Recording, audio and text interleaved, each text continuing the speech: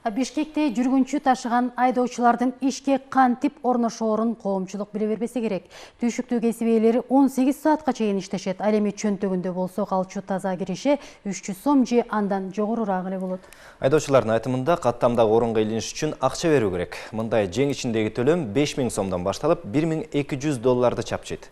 Маршруттук унаа бизнесинин сырларын кабарчы Уланбек Дыйканбаев иликтеген. Маршруттук унааларга жол эрежеси жазылган эмес. Алар кызылы күйгөн жол чыракты кесип өтүп, жүргүнчү кайдан кол көтөрсө токтойт. Мындай ыкманы дээрлик баардык жүргүнчү салган унаалар колдонот. Айдоочулар ар бир жүргүнчүнү талашып, кубалаша айдаган учурлар кездешет. Мындан улам унаа кырсыктарынын саны күн сайын өсүүдө.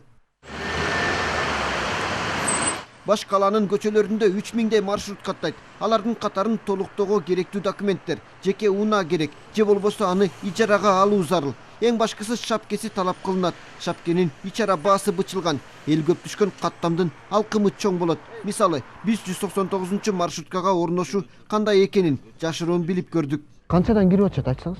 Ошо 5000 чейин ким ардын кандай сүйлөшкөнүн. Ошо айтпай барып сүйлөшүп.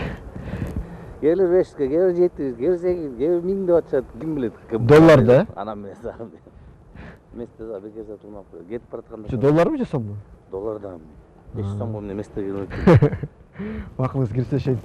Ал эми 199 маршруттук тилкеге ээлик кылган Мейкин фирмасынын директору телефон аркылуу сүйлөшүүдө эч кандай акча алуу болбойт деп билдирди. 500 долларга чейин ставка барды. Кайсы маршрут?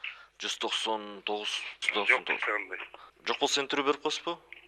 Кереги жок, мен түрү бербейм. Дагы бир каладагы ири маршруттук тилкенин бирин Акчолтой фирмасы тейлейт. Ишкана жетекчисинин орун басарынын айтымында эч кандай шапке алуу жок жана болгон эмес. На каждом маршруте ар бир маршрут келишинде жазылган төлөмдү төгөт.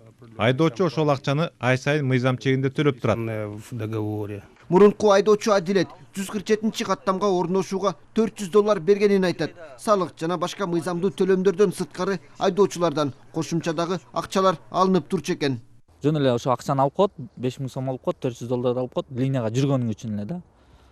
Анан кечигип калсаң, мисалы үчүн маршруткаларда көргөстө линиялар болбой калса, кечигип кала турган болсоң, линиядан чыгарып салат экен. 400 доллар, 500 доллар карабайт экен.